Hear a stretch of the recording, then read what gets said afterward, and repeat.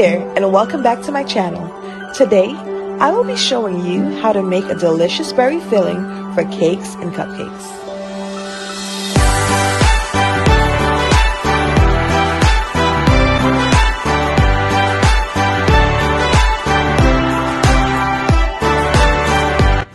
First, you combine 283 grams of berries.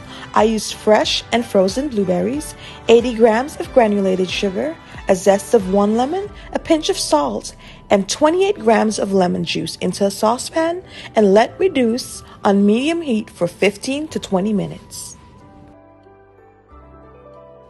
Then allow your berry filling to cool, place it in an airtight container, then in the refrigerator. I used mine to fill a delicious lemon cake along with my delicious blueberry buttercream.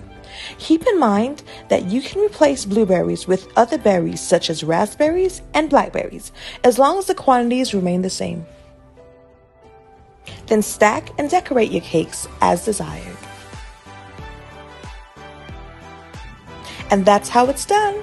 Thank you so much for watching. Please be sure to like, comment, and subscribe for more sweet treat adventures.